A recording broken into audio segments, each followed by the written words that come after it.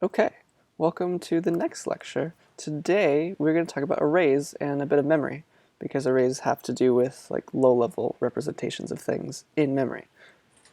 The first thing that I want to do is talk about this cool Sizeof operator that you can use in C++. It works just like a function, but it takes a type instead of actual value. It's a little weird in that sense. So here's a main function, and it's like size of double, and it's going to print out the size of a double, and that will tell us how many bytes a double takes up. Tells us how many bytes a double takes up on this particular machine. And it's going to do the same for integers and characters. So let us run this in the proper folder. So today is supposed to be the 18th. Here we are. I'll do make sizes. And when I run this, it tells us that doubles are 8 bytes, integers are 4 bytes, and a character is 1 byte. So that is going to become useful to us later in this lecture. So I want to just show you how to do this right now. So Sizeof is like a function, but it takes a type. Let me zoom in.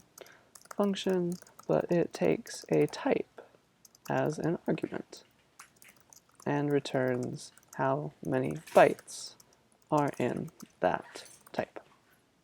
I'll also take an array in a second. I'll show you that. So an array is kind of like a list, and it's just a bunch of stuff stored one after another in memory. And so if you look on the right, here is like a graphical representation of how memory is arranged. Remember that you can't, well, I'm about to tell you later that you can't access the 0 address, but pretend that you can. But if you want to store things, you want to start storing it one after another in memory so you can access things one after another. So yeah, memory looks like this. It's a bunch of 1 byte cells, and each cell is referenced by some address. So at address 3, maybe we can store some 1 byte thing. So let me draw this over here. Like maybe at address 0, we can store value. We can store 2, 3, 4, 5, 6. We can store 5. At address 1, we can store 6. Address 2, we can store 7. Address 3, we can store 8, and so on. So this is what memory really looks like. For each address, you have a 1 byte value associated with that address.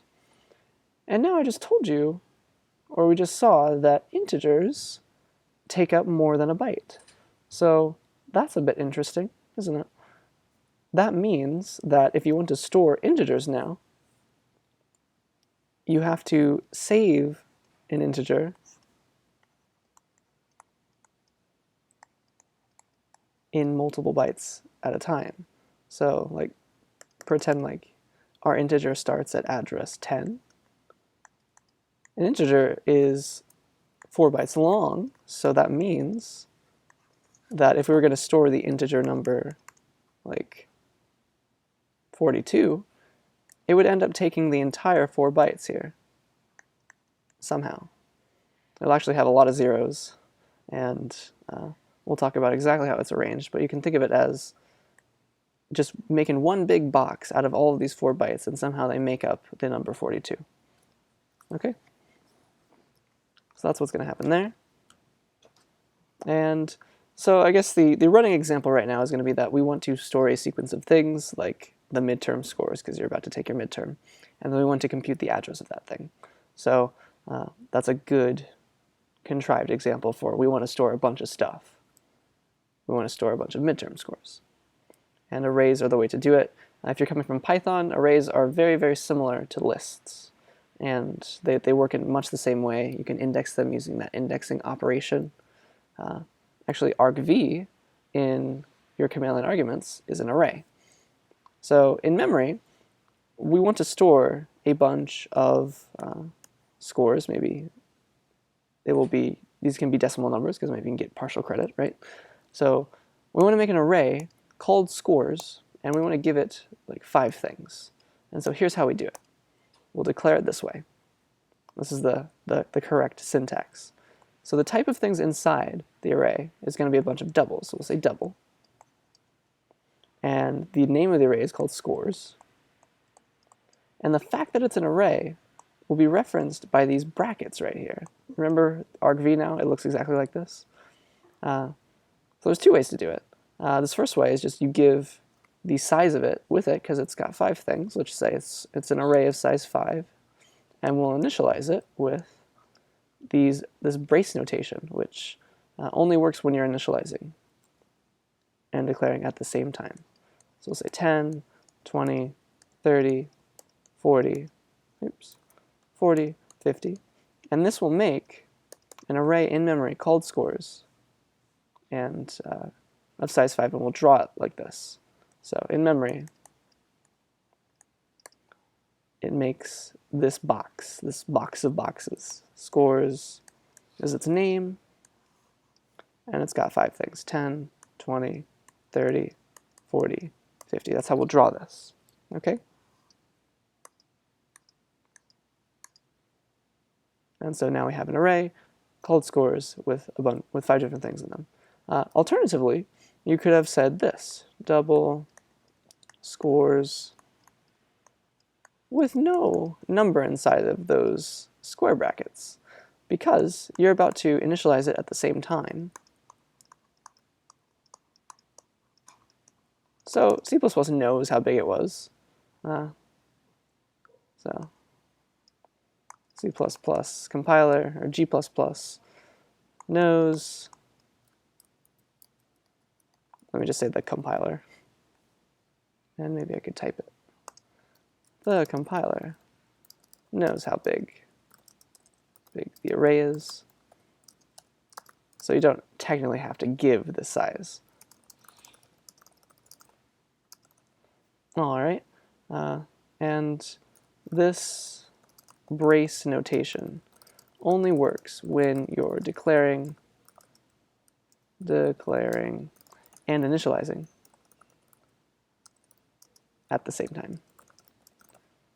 If you were to instead do something like this, say, I want an array double scores of size 5. If we don't initialize it, we have to say how big it needs to be. This will make an array in memory called scores, and it's uninitialized, so what do you think is going to be inside of all its boxes? It's got room for 5 doubles, but right now they're all question marks, right? They're undeclared, so everything starts out, or not undeclared, they're declared, they're undefined. Undefined, they're just whatever was in memory, those garbage values. And you'll have to go and update them one by one now if you want to initialize them in this way. So you have to just say scores 0. We'll make that 10. And then you'll go all the way down to scores 4. Remember, it's 0 index, so it goes from 0 to 4 equals 50. And then once you do all of that, will you finally have your 10, 20, 30, 40, and 50 as you would want them. So just remember that this brace-like syntax only works when you're initializing at the same time as you're declaring your array. Okay, so that's how we make arrays, and I've shown you how to access and update some stuff. All right, I think this exercise is pretty easy now. We have this array called scores. It only has 3 things, so you can only put 3 things inside, and your job is to figure out how to assign all of the stuff inside of it to 60. So take a minute to think about that, and then I'll show you the answer. It should be very similar to what I just did. All right, so let's go over here. We made our scores array. Now it's got a bunch of ints. Why not? So inside of this scores, it holds 3 things. It's 3 big because that's how we initialized it. 2010, 50,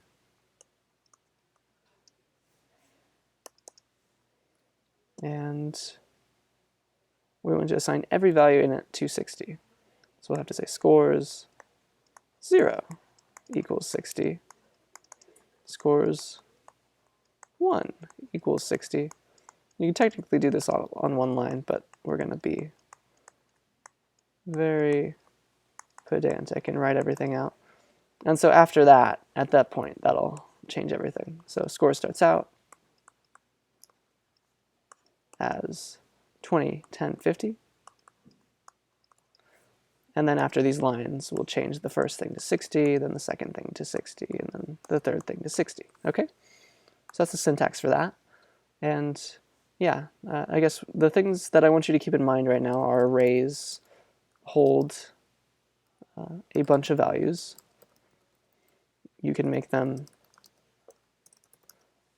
an array as big as you want, but you can't change its size later.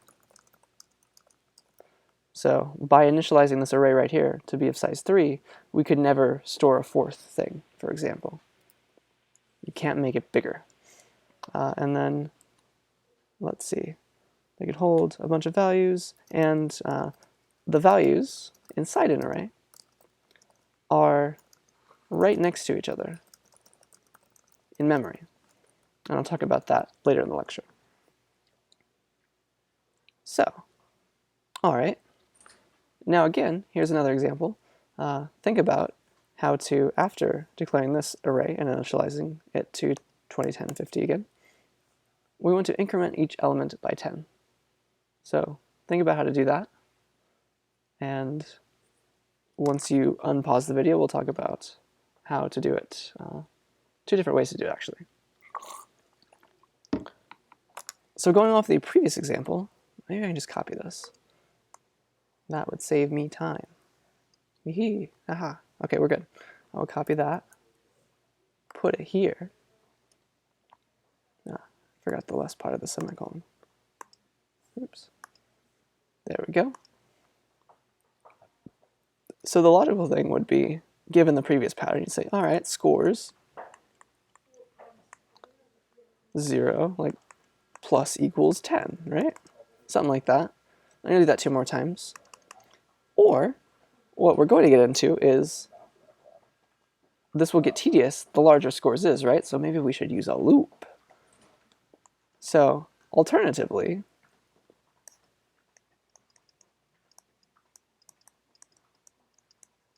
let's use a loop now. For int I equals 0, I is less than 3, because it goes from 0, 1, and 2, I plus plus, we can say scores of I plus equals 10, yeah?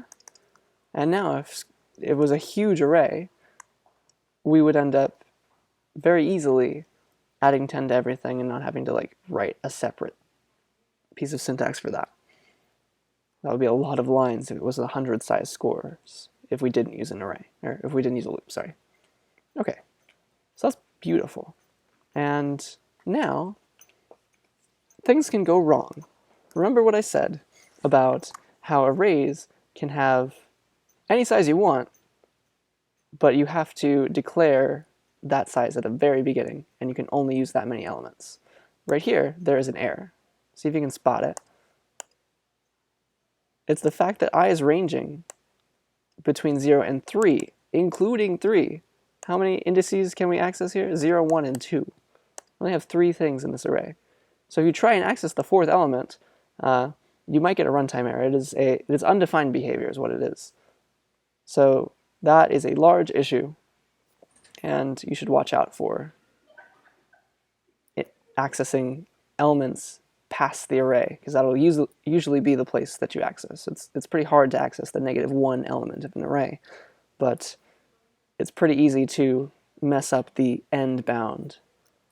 So watch out for accessing, or for trying to, or maybe I should just say try not to access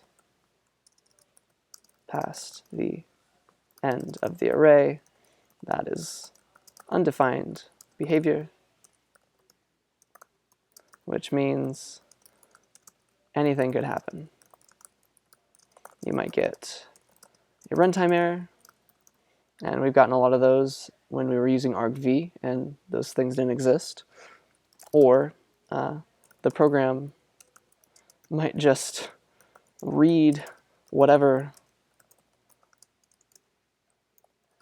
was next in memory. You might have access to it still, but that wasn't what you wanted. Okay? So let us, with that, go to the code, and let's write a few things.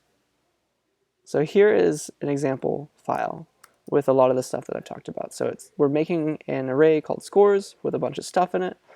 Those things inside are doubles, and this will declare 5-element array. Okay? And because we are declaring and initializing, we can give, we don't have to give the size because the compiler can figure it out for us. We could totally do this, be the same. And if we wanted to print out all the stuff, we could just have a loop with I ranging from 0, which is the starting index, and 4, which is the last element of this array, and we can output scores of I. So this will output 100, 90, 99, 50.5, and 40, all on different lines. There is one cool thing, if you've read about C++11 when you were doing your homework. So there's this one cool feature where you can get syntax for a loop that looks a bit more like Python if you're coming from Python. I think there's also syntax like this in Java now. So you can use this colon notation as long as you compile in this special way by using this std equals C++11 flag. You can say for double item in the colon, you can read it as like in. For every item in scores, set item to be that thing. So item will range will be 100 in the first iteration, 90 in the second iteration, etc. So that's pretty cool. You can totally use this, and it's fun. But I do want you to understand exactly how to use it with indices, because that will always work, and you don't have to use a special standard. Indices will always work, and it makes you have to pay attention to how big your array is too. So I prefer that you only use the syntax once you're very comfortable with accessing the array and knowing how big it is. And we can do cool stuff. We don't just have to print stuff out, right? We can keep track of how many things are there, because we want to take the average of this scores array, right? We want to find the average score. So we can start off getting the sum, and we can divide by how big the array is, right? That'll give us the average. So we can say sum equals 0, and then for each element of the array, we'll go through and add it to scores of I. So initially, sum will be 0, then we'll add 100, then we'll add 90, so now sum will be 190, and then we'll add 99, and eventually we get the total sum. And that's nice. And we can eventually divide now by all the things. And we can get the average mentioned score by dividing all of this by 5. But here's a trickier way to get 5. And let me just run this code right now and show you that it works, and we'll talk about it. So make arrays _1. Sorry, I have to actually compile with that standard. G++ std equals C++11 arrays 1 .cpp-o arrays 1. All right, let's run it now. So again, we can output all the scores. That's this, using a normal loop. We can also do the exact same thing using that C++11 special kind of range-based loop for setting item to be each individual element of scores as the one after another in each iteration of the loop. It does the exact same thing. And then we can sum all the scores together. And because we have declared explicitly the size of this array, the compiler knows how big it is. So size of scores only works here because we told the compiler how big the array is, That is, it could figure it out. It's possible to make arrays that have a size that is unknown at compile time. The size of the array was known at compile time, is what we say. So this will not always work. It'll work here because we explicitly said that the scores is an array of 5 things. So size of scores will tell us how many bytes make up the scores array. And so it's 40 bytes. But how big is a double? Because everything in the scores array is one double. A double is 8 bytes. And if we divide these two things, 40 by 8, we get 5, don't we? So if we divide scores, the size of the scores divided by the size of doubles, we get the size of the scores array. How many elements, how many doubles were in it, not just bytes anymore, which is cool because then we can say sum divided by that number will be the average. You see how that's going to work out? That is pretty cool, and apparently the average here was that number. Okay. So this whole Sizeof game is only going to work when we know how big the array is, and we're not always going to know that because we're going to be passing possibly multiple arrays to a single function in separate function calls. And so now that is the real demo that I want to get at right now. So here's arrays 2, and we want to do the same thing. We want to calculate the average of an array, but we need to also pass along that array to a function. And so let me show you the syntax for that. So to pass an array to a function, you just give its name. The size information, the size of the array is unknown to the function that you pass it to. So the only way that the function knows the size is if you were to pass it along as well.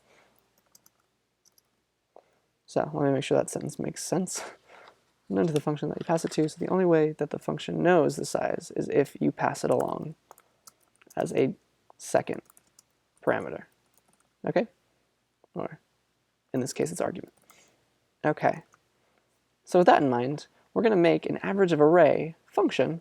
We'll give it the scores array because it needs to walk through that and calculate the average. But we also need to give it the size because this function will not be able to know that it was a 5-sized array. Okay? It'll just know that the array exists. All right? And so with that, let us run this up to here. I'll comment these extra things out right now. So this will output the average of the array, assuming we calculate this correctly. And so the function, it's going to take this array, double scores, it's got to be brackets like this so that it knows it's an array, but we can't say how big it is because we don't know. And then also the size of the function. All right? And then this average is going to be a double that we will return. So the game is start the sum off again for each element of the array, add that element, and then return the sum over the size, and that is the average. Okay? So let me make and run this.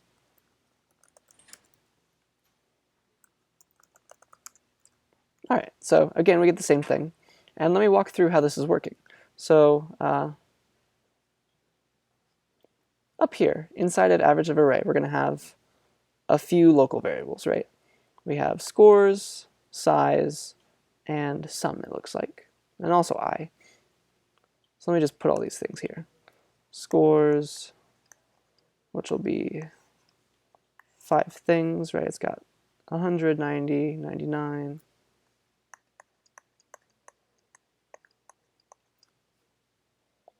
50.5 and 40. And so other things are size, that was 5. Sum starts out as 0. It's another box.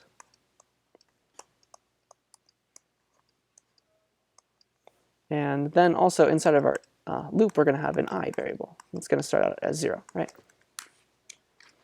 And so as we add all of these things up, this is what's going to happen. So I starts at a 0. Yeah, that's less than 5. So we're going to add whatever scores of I is to sum. So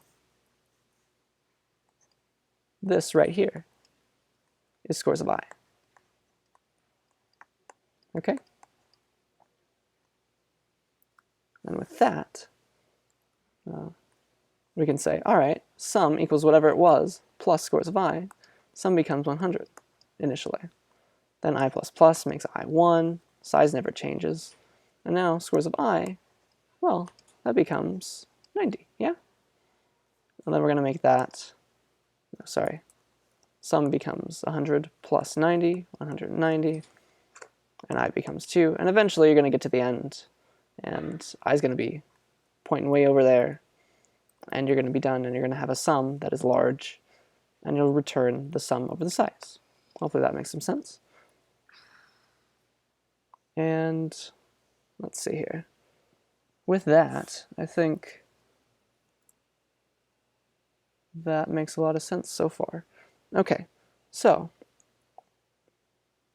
this is where it gets fun, because the whole reason that a function doesn't know how big the array is that you passed along is that it just gets the memory address of the starting element of the array. This is going to become very apparent when we talk about pointers, but I want to say this right now.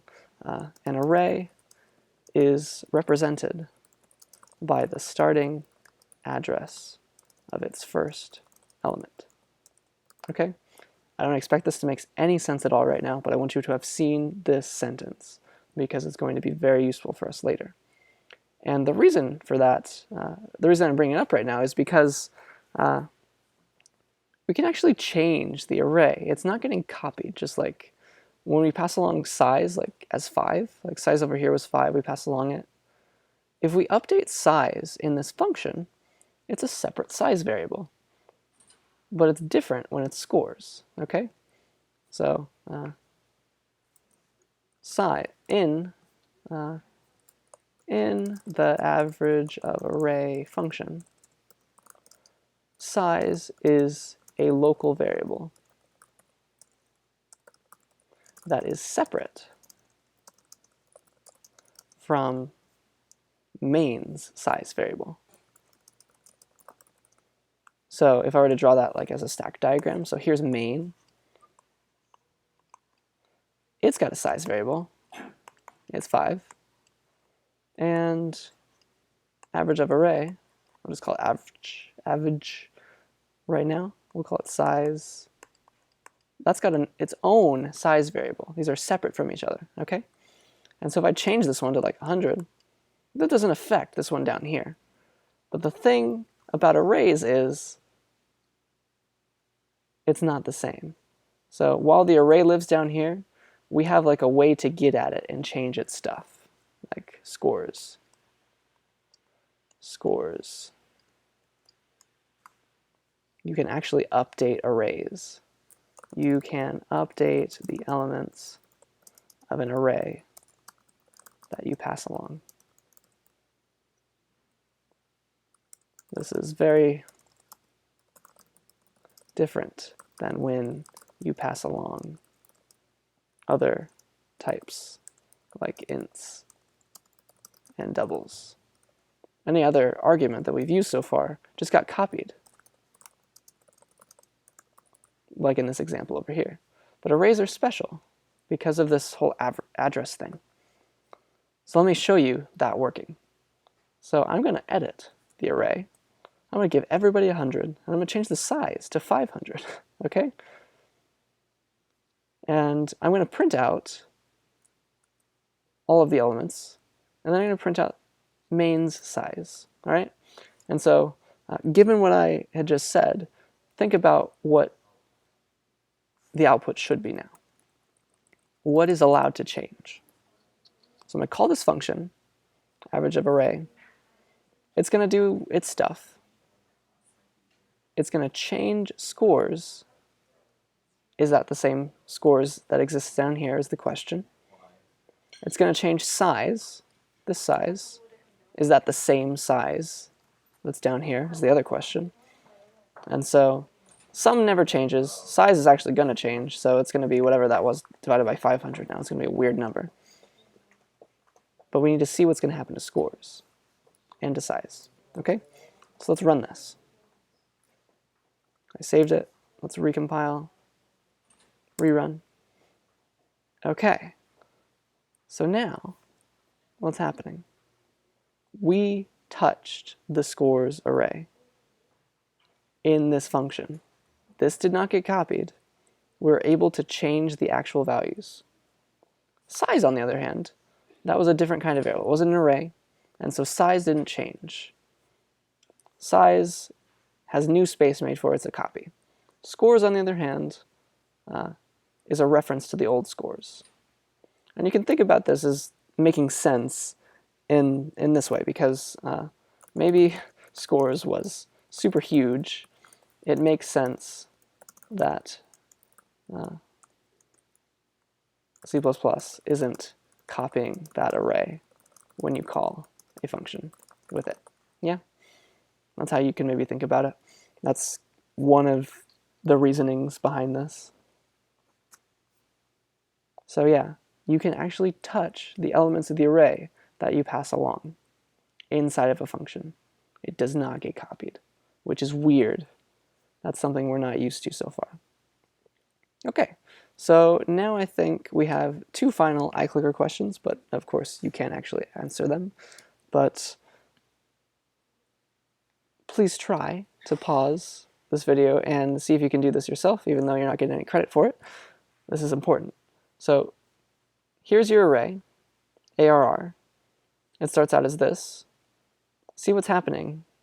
Try to figure out what's going to happen in memory. This diagram, how's it going to change from the beginning to after this final statement is executed? A, B, C, or D. Think about that. And then, assuming you've unpaused it, let's draw out the answer. So ARR is going to start out as a 3-element array, and that size never changes, remember. Array called ARR in memory. And it's going to hold 1, 2, 3. Okay? 1, 2, 3 initially. And then we're going to make a new variable called TMP, which is going to hold the 0th element, which is the 1. TMP, it starts out being ARR 0, which is that one, which will be 1. Now, then we're going to set ARR 0 to be whatever ARR 2 was. Okay? All right. So ARR 0, set this one to be whatever this one was. So we're going to change 1 to 3. Okay? And now we're going to set AR2 to be whatever TMP was. And TMP was 1, and here's AR2. So we're going to set this to be 1. All right, and so that means the final answer is going to be 3, 2, 1. Okay? Which is C. And why is that, maybe? Or what's this really doing? It's reversing the array. Yeah? That is what it's doing. Hopefully that made some sense. And this kind of syntax, this kind of syntax right here is swapping elements, is what it's doing. All right, and now, given what I said at the very beginning about storing multi-byte things, think about this question, and then we'll talk about it.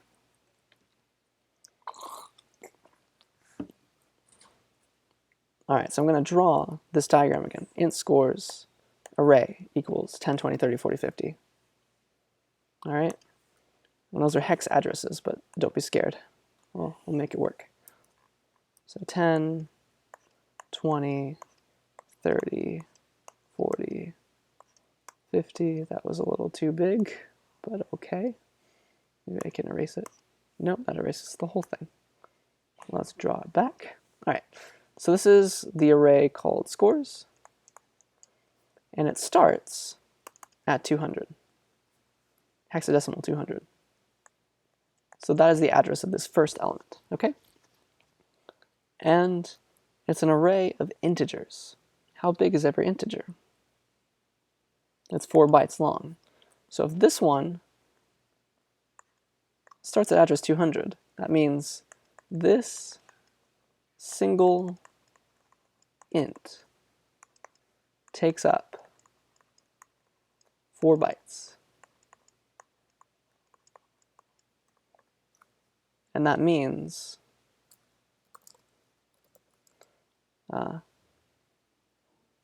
it ranges between addresses, the addresses 200, 201, 202, and 203. Does that make sense to everyone? I hope so. This single 10 took up 4 bytes, because that's how big every integer is, which means the starting address of this element right here, well, it can't be any of these anymore, can it? It has to be 204. You see that? Which means this is 208, 9, A, B, C, 20C, and D, E, F, 0. So 210. Yeah? That is the address of all of these things. So if this question now is asking element at index 2, 0, 1, 2, what's its starting address? It's actually 208. And I hope that makes sense because every integer takes up 4 bytes. That one takes up 4, that one takes up 4. And so the starting address is going to be changed every time by 4 bytes. So it's not, for example, 202, because it's not an array of single byte things like characters. It's an array of ints. So the answer better be D, 208. Okay? All right. So that's that. And I think with that, we reach the end of these slides, and I have some more examples. So the first thing that I want to show you is what happens when you try to access out of bounds. And this is from the slides before. So right now, we have an array of 3 things, right? And let me scroll up to this example. Array of 3 things. And it looks like that before I changed everything, right? And what we're trying to do in this code is access whatever's here, yeah? That's a weird thing to do. It's undefined behavior, okay? And so when we run this, we'll say make out of bounds and run it. We actually get a runtime error, okay? And this is because we tried to access past the end of this array. So, accessing past the end of an array, or actually even before the beginning as well, is undefined behavior. Anything can happen. Most likely, your program will either end with a runtime error or continue because it read some other element in memory. So it read some other value, but you shouldn't have been accessing it, okay? And so the issue here is that this I goes to 3, and there is no third element of this array, yeah? Well, let me see if I can get it to not end with a runtime error. Let me make another array. Int arr2, maybe.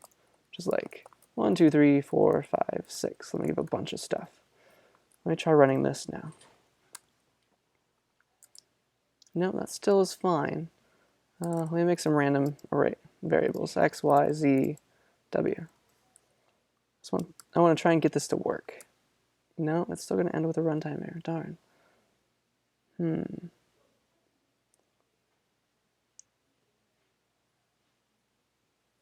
Let's see.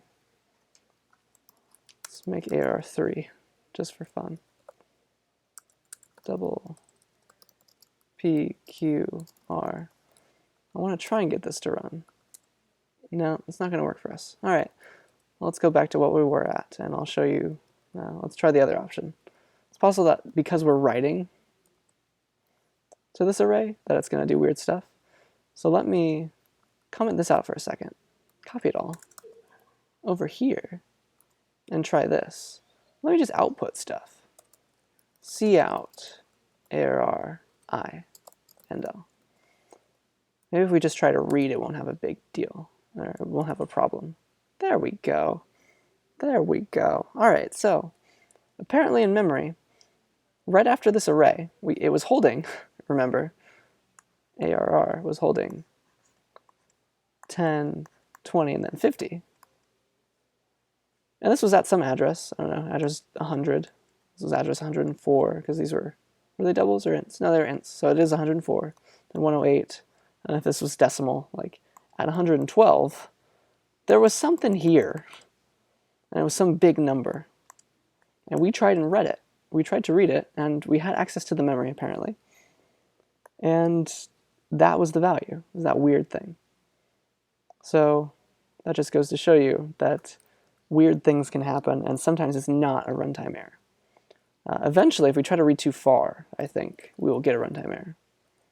Let's try to read 10 things. Let's see how far we can go. Yeah, so look at all the stuff that's after this in memory. It's nothing that you want, and you shouldn't try and update it because this is probably some other variable in your program. But yeah, it's there, and you have access to it, but it's just a bad idea to read it. Let's try 100.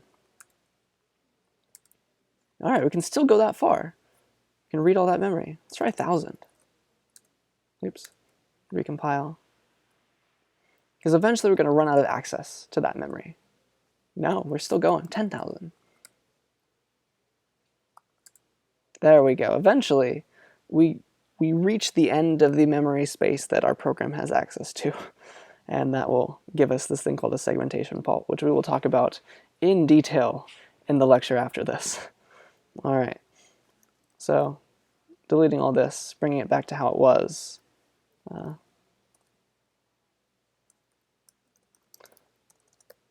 Often you can read past the end of the array with no runtime error.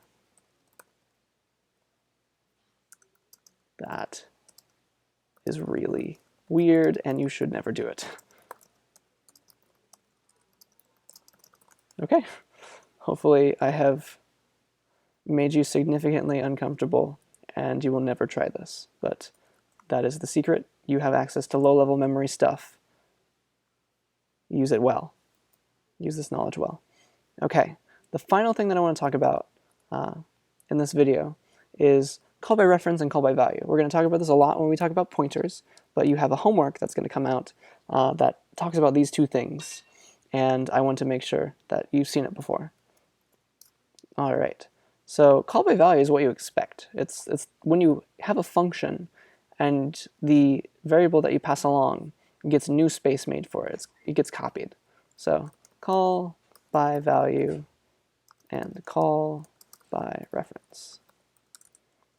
These terms refer to how variables get treated when you pass them along as arguments to a function. So for example, in this function that is called call by value, we have a parameter called z, and that is going to be passed along by value, we say. So z, no, lowercase z please, in the call by value function is passed by value. And alternatively, or in contrast to that, in the call by reference function, z is what's called pass by reference. In the call by reference function, z is passed by reference. And the thing that marks reference variables is the ampersand. So ampersand z, you read this as z is a reference to an int. Okay, so that's that. And yeah, this function will act exactly as you would expect, because Just like we talked about previously, this x will get copied into z, it'll be new space, and if you change z up here, it will not change x down here. But there's a way to get those normal integer variables to behave a lot like arrays. You can use references, and this will actually make a z and have it tied to the original x. So changing the z in this function will actually change the x down here because it was passed along by reference, we say, okay? So x is getting copied in the call by value function, and x is getting actually not copied, just reused. That memory is getting reused inside of the call by reference function. And a lot of times that is useful because maybe you have a bunch of stuff and you want to have a function that changes a value in a place as long as you want that to happen. It's definitely possible and sometimes useful. All right, so let me run this program. Make call by ref and value. Let's run it. So yeah, in the first iteration of the function, so here's main down here. I don't know the best way to do this. I can draw the stack diagram. Now I can just say main. Here's main stuff. Main has an x. Okay. Main has an x. It's 42. And when we call the function call by value, it has a z variable. It has a z variable. Actually, I think I'd prefer to draw the stack diagram. So here is main. It's got an x, 42. Here's call by value.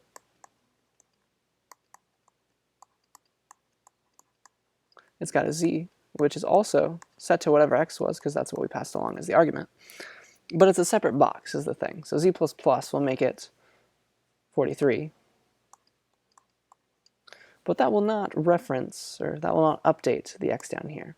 X still stayed as 42. So once this function returns, and we print out the value of x, x did not change. Okay? And so what happens later now, when we use the call by reference function, it's hard to draw this diagram now. So we were in main. We have x, it's 42. Then we called the call by value function, so we'll say cbv. And eventually, this function will return, just like we said, go away. And then we're back in main again, right? We print out x, it was still 42. So now we're sitting right here. Let's call by reference. So that's another stack frame. And so here's where the fun begins. Call by reference. It has a variable called z, and I have to write this down here. So maybe call by reference, all of its variables can be in blue. This is what happens. This is what the memory looks like. Z, in call by reference, in this function, we have access to a variable called z. There is no x that exists to us. We have only the blue variables. We have z, though. But z references the same memory location, the same box, as main's x, which means, by saying z++, that will change z, which is x in main, to 43. You see that? That's what it means to be a reference. A reference takes up the same box. Reference does not create a new box. Yeah? It's the same place in memory as something that already exists, and we can update it. So that means calling this function actually updates this x. That's what it means to be a reference.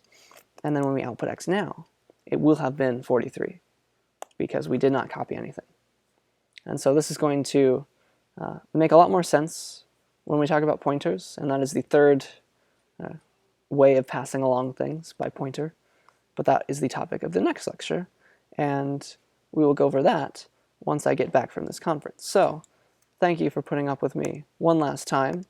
I think that is the end of this lecture as well. So I will see you on, oh gosh, I will see you on the 23rd for the midterm. See you then.